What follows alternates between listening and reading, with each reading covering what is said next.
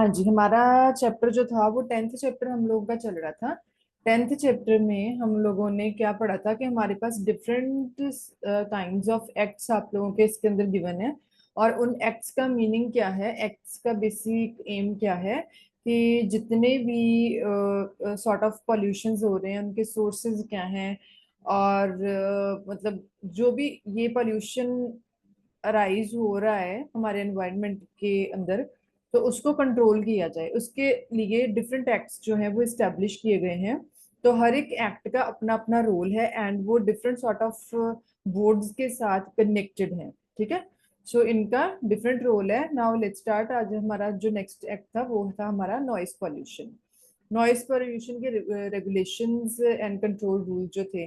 ठीक है, noise pollution rules 2000, noise pollution के रूल्स जो हैं इसके लिए अब कौन से हैं?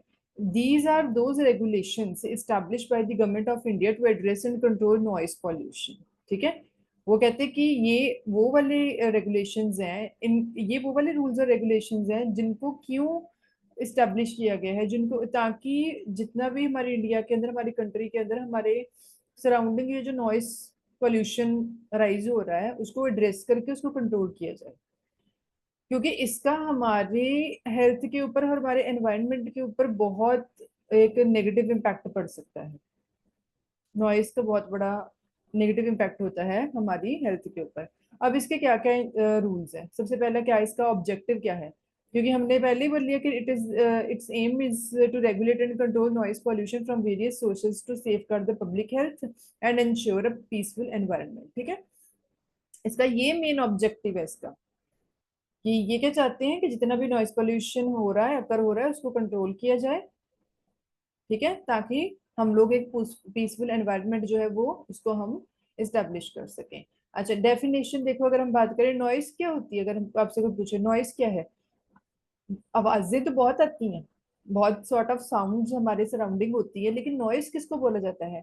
Unwanted and harmful sound that disrupts normal activities और degrades the quality of life. ऐसा होता है ना, अनवांटेड। हमें जो चीज परेशान कर रही है, जो अगर हम बात करें ऐसी नॉइस जो हमें इरिटेट करे, हमें अनॉय करे, हमें लगे कि हम परेशान हो रहे हैं, हमें दिक्कत हो रही है मेंटली, तो वो हमारे लिए हार्मफुल जो साउंड्स होती हैं उसको हम नॉइस बोलते हैं, और वो हमारी लाइफ की क्वालिटी को खराब करते हैं। नॉइस पोल्यूशन क्या होता है? प्रेजेंस ऑफ एक्सेसिव और harmful levels of noise in the environment, इसको हम बोलते हैं नॉइस पोल्यूशन। बहुत बड़े लेवल के ऊपर अगर म्यूजिक चलाया जाए और वो कॉन्टिन्यूसली चले, will be unable to sleep at night ना, कई बार ऐसा होता है, तो हमें लगता है कि ये नॉइस है। रैलियां निकाली जाती हैं कई बार ना, वो रैलियों के भी यहाँ पे क्या होता है, वो हम बात करें कि वो जो सराउंडिंग के लोग होते हैं उनको बड़ी डिस्टरबेंस होती है। अब हर कोई हेल्दी भी नहीं होता, किसी का मेंटली कोई ऐसी नॉइस को बर्दाश्त कर पाता है, कोई नहीं कर पाता, समटाइम्स इट इज अनबियरेबल ना। तो उनके लिए ये नॉइस पॉल्यूशन हो जाता है। ये नॉइस पॉल्यूशन जो है वो हमारी हेल्थ को और हमारी सराउंडिंग को भी खराब करता है। इसके कंट्रोल मेजर्स क्या है? The rules require the installation of noise control measures for the industries, construction activities, other potential sources of the noise. ठीक है, ऐसी मेजर्स हों जहाँ पे इंडस्ट्रीज, यस, ऐसी इंडस्ट्रीज होती हैं हमारे, कई बारी लोकेलिटी में भी ऐसी इंडस्ट्रीज होती हैं जहाँ पे प्रोडक्शन का काम चल रहा है, नहीं, तो वहां की उनकी मशीनों की आवाजें, डिफरेंट प्रोसेसेस के अंदर डिफरेंट एक्टिविटीज टेक प्लेस ना, तो वो उसकी वजह से प्रॉब्लम हो सकती है। कोई कंस्ट्रक्शन मैन्युफैक्चरिंग हो रही हो आपके आसपास, वहां पे भी होता है। और भी बहुत सारे सोर्सेज होते हैं नॉइस के। Prohibition of the certain activities, certain activities that generate high noise levels, like use of loudspeakers, जो हमने भी किया loudspeakers का ना, public address system, they are मतलब restricted during night hours and in the silence zones। ठीक है, night hours क्योंकि सोना बड़ा जरूरी है सबके लिए, हम लोगों को मतलब प्रॉपर स्लीप नहीं मिलेगी, will be unable to perform our task on the next day. So silence zones कौन से होते हैं? अगर हम बात करें, साइलेंस जोन्स वो होते हैं जहां पे नॉइस को कंप्लीटली मतलब रिस्ट्रिक्ट किया जाता है। For example hospitals, medical line, hospitals के अंदर डिफरेंट काइंड्स ऑफ पेशेंट्स होते हैं जो डिफरेंट डिसीजेस से सफर कर रहे हैं, वहां पे बड़ी शांति चाहिए। एजुकेशनल इंस्टीट्यूट्स, हम लोग पढ़ रहे हैं लेकिन हमारे सराउंडिंग आवाजें होंगी तो हमारी कंसंट्रेशन नहीं बनेगी, हम डिस्टर्ब होंगे। रिलीजियस प्लेसेस के आसपास भी नहीं होना चाहिए, गुरुद्वाराज हो गए, ठीक है, टेम्पल हो गए, तो वहां ना हो ये सारी चीजें। ये साइलेंस जोन होते हैं। Enforcement and compliance, rules outline the responsibility of local authorities and agencies. Yes, enforcement and compliance, ये रिस्पॉन्सिबिलिटी किसकी? अगर हम लोग बोले ना, हम लोग किसी इंडस्ट्री या किसी और को जाके बोलने की ये आवाजें मत करो, ऐसा नहीं होना चाहिए, वैसा नहीं, हमारा असर नहीं होगा उनके ऊपर। We are the local public. जो अथॉरिटीज है वहां की, जो लोकल अथॉरिटी है, जो वहां की एजेंसीज है, जिनकी अथॉरिटी है उस एरिया के ऊपर, ठीक है, तो उसकी रिस्पॉन्सिबिलिटी है कि वहां पे वो रूल्स स्टेब्लिश करें, ऐसे कंट्रोल मेजर्स जो हैं उनको कंसीडर किया जाए। पेनल्टीज एंड लीगल एक्शंस जो होते हैं, यस, अगर कोई, हमें लग रहा है कि कोई हमारे रूल्स को फॉलो नहीं कर रहा, हम लोग वो बोल रहे हैं, सुना नहीं जा रहा, ठीक है, फिर भी वो नॉइज पोल्यूशन अगर, तो पेनल्टीज भी होनी चाहिए, लीगल एक्शन भी होने चाहिए। तो ये इनकी अथॉरिटीज की, एजेंसीज की रिस्पॉन्सिबिलिटी बनती है। Public awareness and education, yes, it is quite important. Public, लोगों को इसकी अवेयरनेस होनी चाहिए कि ये जो नॉइज पोल्यूशन है कितना हार्मफुल है। मतलब मैंने बहुत लोग देखे हैं हमारी लोकेलिटी में जहाँ पे हम लोग रहते हैं, वहां पे भी कुछ लोग ऐसे हैं जो कॉन्टिन्यूसली अपने कारों में वो लोग ना वो लगा के रखते हैं म्यूजिक। तो इतनी ज्यादा डिस्टरबेंस होती है, वो नाइट टाइम पे भी वो लगा के रखते हैं, इतना लाउड म्यूजिक होता है और इतनी नॉइस होती है जिसकी वजह से we are unable to sleep. कई लोगों को मैंने देखा है कि वो जब मोहल्लों में भी वो इधर उधर घूमते फिरते हैं अपनी वो गाड़ियों में ना, वो बहुत लाउड म्यूजिक लगा के घूमते हैं। तो ये सारी प्रॉब्लम आती है, तो लोगों को अवेयरनेस होनी चाहिए। मुझे लगता है लोगों को अवेयरनेस नहीं है। So this rules emphasises the need for the public awareness campaigns. लोगों को कैंपेन्स के थ्रू एजुकेट किया जाए लोगों को, what are the negative effects of noise pollution, what is the importance of maintaining acceptable noise levels, ठीक है। तो ये बड़ा जरूरी है। तो ये हमारा था नॉइस पॉल्यूशन का टॉपिक। अब हमारा नेक्स्ट है वेस्ट, हजार्डियस वेस्ट मैनेजमेंट। जो है जो डिफरेंट काइंड ऑफ वेस्ट होती है ना, उसको कैसे मैनेज किया जाना चाहिए, कैसे इसको हैंडल किया जाना चाहिए, ये एक्ट उसके लिए है। ये ऐसे रूल्स और रेगुलेशंस को मतलब इस्टेब्लिश करता है which are issued by the government of India to manage the hazardous waste in the manner that protects human health and the environment. Wastage होती है ना, जो भी वेस्टेज बड़ी तरह की हो सकती है वेस्टेज।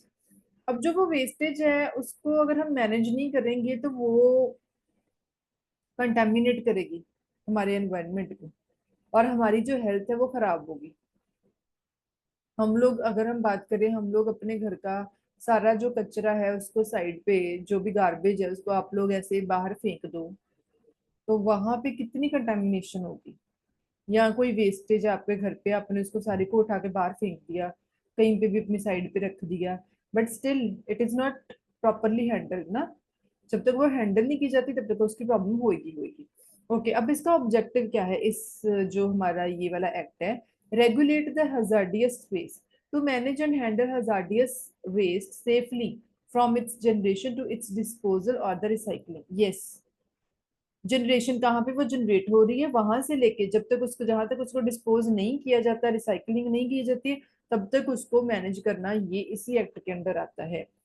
ये इसका ऑब्जेक्टिव है, minimize environmental impact, try out किया जाए, मतलब कि इस वेस्ट के साथ रिलेटेड जितने भी काइंड ऑफ रिस्क हैं उनको रिड्यूस किया जाए, ताकि इसका हमारी हेल्थ के ऊपर, हमारे एनवायरनमेंट के ऊपर कोई नेगेटिव इम्पैक्ट ना हो।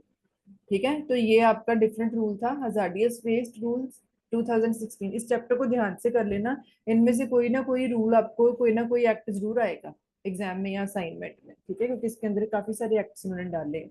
Solid waste management rule 2016, so it is a set of regulations issued by the government of India to manage solid waste in a manner, solid waste को मैनेज करना, उसको हैंडल करना, ठीक है, that is sustainable and minimizes the impact of the environment, the public health. इसका rule क्या है, इसका एम क्या है इस रूल का? वेस्ट को मैनेज करने के लिए डिफरेंट प्रैक्टिसेस जो हैं अक्रॉस द कंट्री उनको फॉलो किया जाए, एम्फेसाइज किया जाए, रिसाइकलिंग की जाए, रिस्पॉन्सिबिलिटी इन सब चीजों की जो है वो हैंडल की जाए। अब इसका ऑब्जेक्टिव क्या है main? Enhance the waste management, to improve the management of solid waste including उसको कलेक्ट करना, उसको सेग्रीगेट करना, ट्रांसपोर्ट करना, प्रोसेसिंग करनी, डिस्पोजल करनी, ये इसकी मतलब इसको एनहेंस किया जाना चाहिए। Protect the public health and environment, yes, इसके साथ रिलेटेड भी इसके जितने भी नेगेटिव इम्पैक्ट है उनको कंट्रोल किया जाए, उनको कम किया जाए, ताकि हम लोगों के ऊपर उसका कोई भी इफेक्ट ना हो। ठीक है। बायोमेडिकल वेस्ट मैनेजमेंट रूल, ये बायोमेडिकल वेस्ट मैनेजमेंट, ठीक है। अब इसका मतलब क्या है? ये रूल्स इसलिए हैं, इसका एम है to ensure the safe management and disposal of biomedical medical waste. Biomedical की जितनी भी वेस्ट है उसको अच्छे तरीके से मैनेज करके, ठीक है, उसको मैं उसकी मैनेजमेंट, ताकि वो हमें अफेक्ट ना कर सके। अब इसका ऑब्जेक्टिव हमने पढ़ लिया, to provide a framework for the proper management of biomedical waste from its generation to its disposal, protecting the health and our surrounding ना। देखो एक चीज आप ध्यान से देखो कि आपके पास कोई भी एक्ट आ रहा है, कोई भी रूल्स आ रहे हैं, तो उसके अंदर आप ये ध्यान रखो कि उसका मेन जो है उसका फील्ड क्या है, इसका है बायोमेडिकल।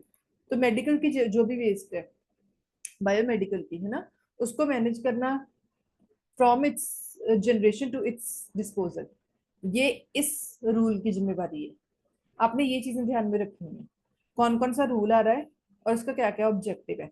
फिर आगे फर्दर उसके ऑब्जेक्टिव और उसका और ये जो ऑब्जेक्टिव है इंश्योर द मैनेजमेंट, और किसके लिए? पब्लिक हेल्थ और एनवायरनमेंट के लिए। ये सबका सेम आ रहा है क्योंकि हमें पता है, बस आपकी टाइप ऑफ वेस्टेज है वो डिफरेंट है। ठीक है। उसके बाद है हमारे पास ई वेस्ट मैनेजमेंट। ई वेस्ट मैनेजमेंट कौन सी है? ठीक है, जो हमारी इलेक्ट्रॉनिक वेस्ट आ जाती है। इसका मतलब है ऐसी चीजों को भी प्रॉपर डिस्पोज किया जाए, ताकि वो हमारे, क्योंकि ई ई वेस्ट जो है ये बहुत ज्यादा हार्मफुल है हम लोगों के लिए। ये होती है आपकी ई वेस्ट, इलेक्ट्रॉनिक वेस्ट होती है, जो भी हमारे कंप्यूटर सिस्टम खराब हो गए, बैटरीज खराब होगी, मॉनिटर खराब हो गए, प्रिंटर खराब हो गए, हार्ड डिस्क खराब हो गई, इनको कहीं पे भी फेंक देना नहीं, क्योंकि इसके अंदर जितने भी होते हैं अगर हम बात करें इलेक्ट्रॉनिक फॉर्म के अंदर वेस्टेज है ये, तो ये हमें बहुत ज्यादा खराब करती है। ठीक है। तो to establish structured system for the collection, इनको प्रॉपर कलेक्ट किया जाए, रिसाइकल किया जाए, इनके डिस्पोजल सही से हो, ताकि हमारी एनवायरनमेंट के ऊपर इसका कोई इफेक्ट नहीं होना चाहिए। And promote recycling, try out किया जाए, इनको रिसाइकल किया जाए, to encourage the recycling and recovery of the valuable material. ये ई वेस्ट आपके पास आ रही है।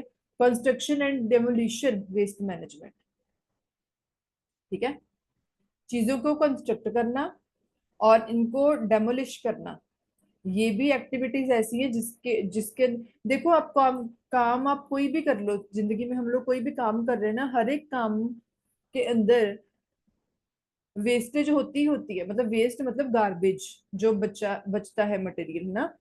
हम घरों में भी काम करते हैं, खाना बनाते हैं, खाना बनाने के बाद हमारे पास होती हैं कि छिलके हो गए, इस चीजों के छिलके हो गए, पानी गंदा हो गया।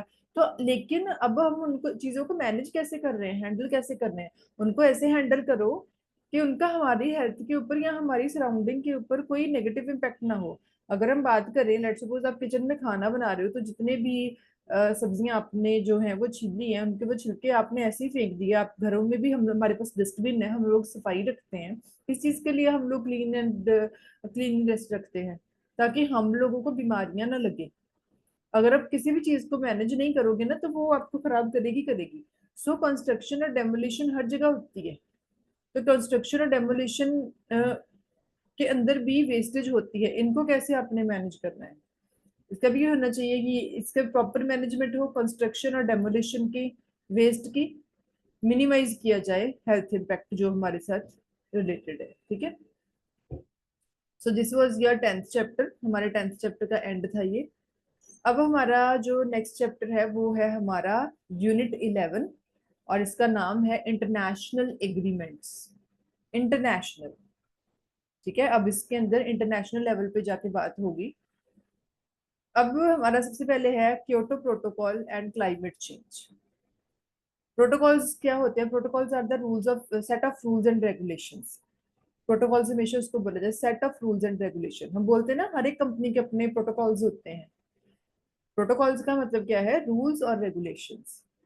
सो Kyoto protocol and climate change. अब इसका क्या, क्योटो प्रोटोकॉल क्या था? It is an international agreement. ये एक इंटरनेशनल एग्रीमेंट है जिसका एम क्या है? It is aimed at addressing the climate change by reducing the green house gas emissions. इसका एम है क्लाइमेट के अंदर जो चेंज आ रहा है, एटमॉस्फेयर जो चेंज हो रहा है ना, वो चेंज हो रहा है, लेकिन क्यों हो रहा है उनको एड्रेस करना, और उसके बाद ग्रीन हाउस गैस एमिशन जो है उनको कम करना। तो ये इसका मेन एम है, ठीक है, इस प्रोटोकॉल का। It was adopted in Kyoto Japan के अंदर ना, in December 1997, and it was entered into the force by in February 2005। So ये क्या रिप्रेजेंट करता है? A significant effort in global climate policy and has been a key framework for the international climate action. अब हम इसका पढ़ते हैं अब थोड़ा डिटेल के अंदर कि इसके मेन की ऑब्जेक्टिव्स क्या है। इसका ऑब्जेक्टिव क्या है हमने ऑलरेडी पढ़ लिया। इसका ऑब्जेक्टिव क्या है? To reduce the overall emissions of green house gases that are contributing to global warming and the climate change. हमने उस दिन पढ़ा है कि ग्रीन हाउस जो गैसेस हैं वो कहाँ से मौज होती हैं और वो कैसे हमारे क्लाइमेट को अफेक्ट करती हैं और कैसे उनकी वजह से ग्लोबल वार्मिंग जो है वो बढ़ रही है। ठीक है, तो ये उसको कम करना, ये किसका, इसका एम था इस प्रोटोकॉल का। अब इसका मैकेनिज्म क्या है फॉर द कंप्लायंस ना? इसका है क्लीन डेवलपमेंट मैकेनिज्म, जिसको हम बोलते हैं CDM, clean development mechanism. It enables developed countries to invest in emission reduction projects in developing countries। जो कंट्रीज ऑलरेडी डेवलप्ड हैं, डेवलप्ड होना और डेवलपिंग होना। डेवलप्ड का मतलब है आप डेवलप हो चुके हो, डेवलपिंग का मतलब है आप अभी भी काम कर रहे हो, अभी भी आपके अंदर कुछ कमियां हैं। तो इसका मतलब है कि ऐसी कंट्रीज जो अपने आप में ऑलरेडी डेवलप्ड हैं वो इन्वेस्ट करें इस चीज के अंदर, एमिशन रिडक्शन प्रोजेक्ट्स के अंदर, ताकि डेवलपिंग कंट्रीज जो हैं उनकी हेल्प की जा सके, and earn the credits that can be used to meet their own emission reduction targets. ठीक है, ये होता है CDM। जॉब implementation JI, it permits developed countries to invest in emission reduction projects in other developed countries। अब यहाँ पे दोनों साइड पे, दोनों यहाँ पे क्या हो रहा है, डेवलप्ड कंट्रीज जो है वो डेवलपिंग कंट्रीज को हेल्प कर रही हैं, उनके अंदर इन्वेस्टमेंट कर रही हैं, किस चीज के लिए? एमिशन को रिड्यूस करने वाले प्रोजेक्ट्स के अंदर। और यहाँ पे वो अर्न करेंगे क्रेडिट्स, जो कि जिनको आगे फर्दर वो अपने टारगेट्स को अचीव करने के लिए यूज कर सकती हैं। यहाँ पे क्या है? यहाँ पे डेवलप्ड कंट्रीज दूसरी डेवलप्ड कंट्रीज को, मतलब एक दूसरे के अंदर इन्वेस्टमेंट करनी, ठीक है, ग्रीन हाउस गैस के एमिशन को रिड्यूस करने की, ताकि अपने टारगेट्स को भी अचीव किया जाए। इसलिए इसको बोला है जॉइंट इम्प्लीमेंटेशन, जॉइंट। ठीक है, मॉनिटरिंग एंड रिपोर्टिंग, मॉनिटर करना चीजों को फिर उनको रिपोर्ट करना। मैं आपको रिस्पॉन्सिबिलिटी दे दूं किसी क्लास की, आप उसको मॉनिटर करो, मतलब आप ध्यान से देखोगे कि उस क्लास का सारा कुछ, सारा सिस्टम सही से चल रहा है कि नहीं चल रहा है, आप उसको मॉनिटर करोगे। एक एक एक्टिविटी के ऊपर ध्यान रखना, नजर रखना, ऑब्जर्वेशन करना, उसके बाद रिपोर्ट करना, फिर उसकी रिपोर्ट दो आगे फर्दर उस इंसान को जिसने आपको रिस्पॉन्सिबिलिटी दी है। This is known as the monitoring and the reporting. Review mechanism, an international review process ensures that countries are complying with their commitments। Comply, देखो कंप्लाई का मतलब होता है कि जो चीजें स्टेब्लिश की गई हैं, चाहे वो पर्टिकुलर मेजर्स हैं, कोई भी कमिटमेंट है, उसके साथ आप खरे उतरे हो पूरी तरह से, आपने उसको जस्टिफाई किया है कि नहीं किया, उसको बोलते हैं compliance. So there are different procedure for addressing the non compliance, right? Non compliance मतलब आप अपने कमिटमेंट को कंप्लाई नहीं कर पाए, तो उसको एड्रेस करने के लिए डिफरेंट प्रोसीजर्स हैं that we can follow, right? उसके बाद है हमारे पास adaptation and the financial support. Adaptation आ जाता है ना, कि हम लोग बोलते हैं कि एडेप्टेशन हो जाता है किसी चेंज के साथ आप कैसे मैनेज कर रहे हो, आपने उसको अडेप्ट किया कि नहीं किया, आपने उसको एक्सेप्ट कर लिया कि नहीं किया, अब आप मैनेज कर पा रहे हो कि नहीं कर पा रहे हो किसी चीजों को अडेप्ट करना। So adaptation fund, establish to support the projects and programmes. ऐसे प्रोजेक्ट्स और ऐसे प्रोग्राम को सपोर्ट करना जिसका एम क्या है, aimed at helping the developing countries to adapt to the impacts of climate change. ठीक है, डेवलपिंग कंट्रीज को हेल्प करना ताकि वो जो क्लाइमेट के अंदर चेंज आ रहा है उसके इम्पैक्ट्स के साथ वो अडेप्ट कर सके। फाइनेंशियल असिस्टेंस, फाइनेंशियली असिस्ट करना, फाइनेंशियल हेल्प देनी। Developed countries are encourage to provide financial and the technological support to the developing countries. मतलब एक तरह का अगर मैं इसको साफ शब्दों में बोलूँ तो जो अमीर देश है, अमीर जो कंट्रीज हैं, रिच कंट्रीज, ठीक है, जो डेवलप हो चुकी हैं, उनको इनकरेज करना ताकि वो दूसरे देश जो है जो कि गरीब हैं अभी, मतलब इतने डेवलप नहीं है, बहुत ज्यादा गरीब भी नहीं है, मतलब डेवलपिंग अभी वो कर रहे हैं, तो उनको फाइनेंशियल और टेक्नोलॉजिकल सपोर्ट दें ताकि वो आगे फर्दर वो भी अपना जो लेवल है उसको अपलिफ्ट कर सके, to help them achieve their emission reduction targets and adapt to the climate change. ये है adaptation, adaptation and the financial support. उसके बाद हमारे पास आता है Montreal protocol and the ozone layer depletion. हम ओजोन लेयर के बारे में सब कुछ पढ़ चुके हैं, क्या है ओजोन लेयर, कैसे वो डिप्लीट हो रही है, कैसे उसको रोका जा सकता है। तो we have done all this ना in our previous chapters.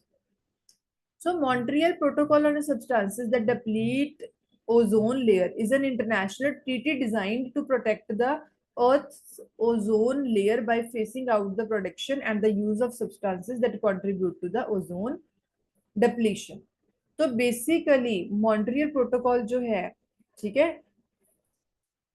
On this, basically जो ओजोन लेयर की जो डिप्लीशन हो रही है उसके लिए मॉन्ट्रियल प्रोटोकॉल है क्या?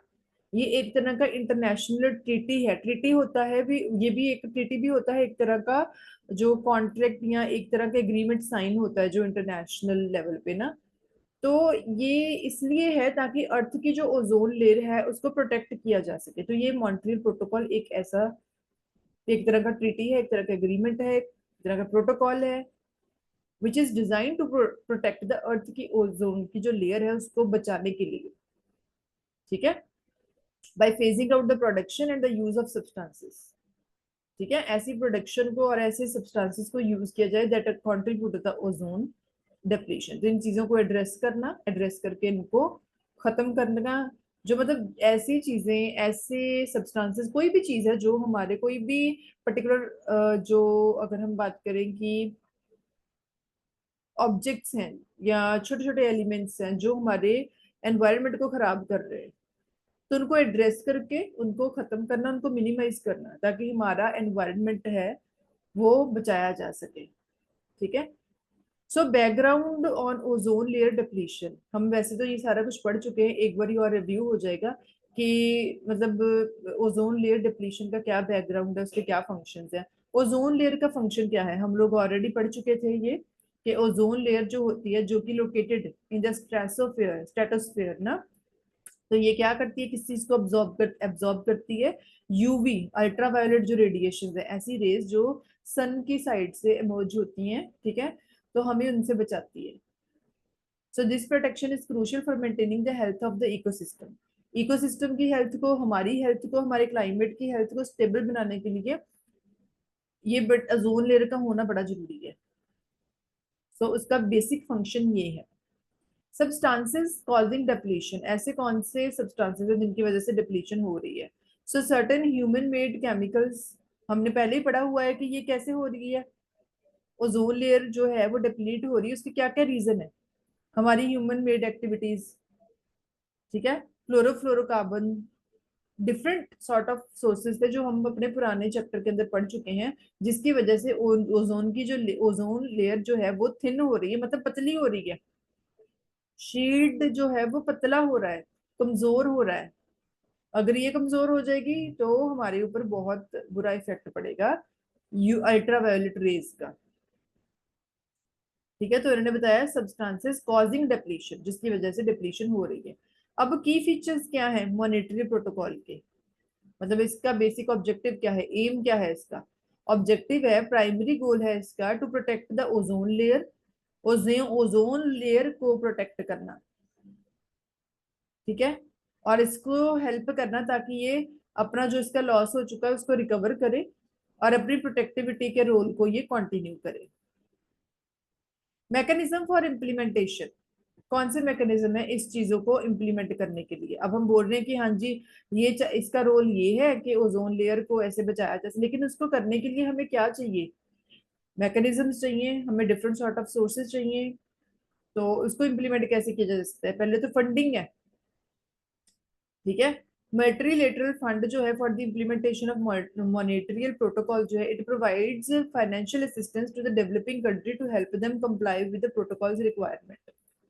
तो ये डेवलपिंग कंट्रीज को फाइनेंशियल असिस्टेंस देती है ताकि जो प्रोटोकॉल की रिक्वायरमेंट है उनके साथ कंप्लाई किया जा सके, ठीक है। और इस फंडिंग के अंदर क्या क्या इंक्लूडेड होता है, टेक्नोलॉजी का ट्रांसफर, टेक्नोलॉजी ट्रांसफर की जाती है, कैपेसिटी बिल्ड की जाती है, इंफ्रास्ट्रक्चर की डेवलपमेंट होती है।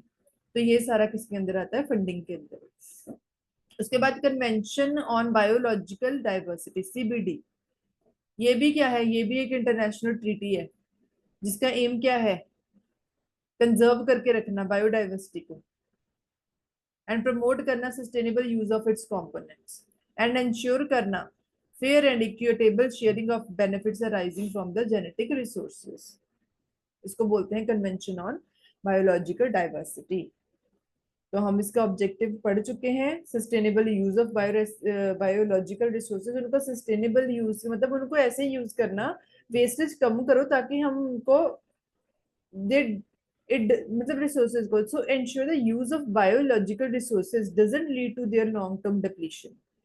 अगर आप इस तरीके से रिसोर्सेज को यूज करोगे कि उनको वेस्ट कम किया जाए तो लॉन्ग टर्म तक वो डिप्लीट नहीं होते, खत्म नहीं होते, डिग्रेड नहीं होते। नेचर रिजर्व्स क्या होते हैं, नेचर रिजर्व्स ऐसे प्रोटेक्टिव एरियाज होते हैं which are designated for the conservation of biodiversity and the natural habitats, ठीक है। So these areas are managed to preserve their ecological integrity and provide refuge to species ecosystem that might be threatened by the human activities, ठीक है। ये areas वो areas हैं जिनका mainly purpose क्या है, for the conservation of biodiversity, और जो भी नेचुरल हैबिटेट्स है उनको प्रोटेक्ट करना। सो अब इनके क्रूशियल रोल क्या है, ये सारी चीजों के हम पढ़ते हैं। पहले नेचुरल रिजर्व्स के क्या है, इसका पर्पस और इसका ऑब्जेक्टिव क्या है। हैबिटेट को प्रोटेक्ट करके रखना, हमने हैबिटेट्स पढ़ चुके हैं। हैबिटेट्स का मतलब क्या होता है, ऐसा एनवायरनमेंट जहाँ पे हम लोग रहते हैं। सो हैबिटेट को प्रोटेक्ट करके रखना, safeguarding the natural habitats of plants and animal species, particularly those that are endangered, जो कि खत्म हो रहे हैं या खत्म हो चुके हैं, उनकी प्रोटेक्शन करनी। स्पीशीज प्रिजर्वेशन, स्पीशीज को प्रिजर्व करवाना, ensuring the survival of species by providing them with a protected environment। देखो ऐसे एनिमल्स, ऐसे स्पीशीज जो रह रहे हैं जिनको जिंदा रहने के लिए ऐसे हैबिटेट की, ऐसे एनवायरनमेंट की जरूरत है जिसके अंदर वो जिंदा रह सके, अगर उनको वो वाला एनवायरनमेंट नहीं मिलेगा तो वो मर जाएंगे। सो इसका दूसरा ऑब्जेक्टिव क्या है कि स्पीशीज को प्रिजर्व करके रखना, कैसे करेंगे ताकि उनके हैबिटेट को प्रोटेक्ट किया जा सके। अगर उनका हैबिटेट जो है वो खराब नहीं होगा तो वो जिंदा रहेंगे वहां पे, उनको उनकी एक्सप्लॉइटेशन नहीं की जाएगी, ठीक है। Types of nature reserves, nature reserves की कितनी टाइप्स हैं, स्ट्रिक्ट नेचर रिजर्व्स, इसके अंदर दो आते हैं, high protection, limited access. High protection areas with the highest level of protection where human activities are highly restricted to minimize the disturbance, ऐसे areas जहां पे ह्यूमन एक्टिविटीज को बड़े लेवल के ऊपर रिस्ट्रिक्ट किया गया है, तो यहाँ पे कोई भी इंसान ऐसी चीजें कर ही नहीं सकता। डिफॉरेस्टेशन, पेड़ नहीं कट कर सकते वो अपने बिहाफ पे ऐसी कोई एक्टिविटी नहीं परफॉर्म कर सकते जिसकी वजह से वाइल्ड लाइफ या कोई उनके एरिया को कोई प्रॉब्लम आए।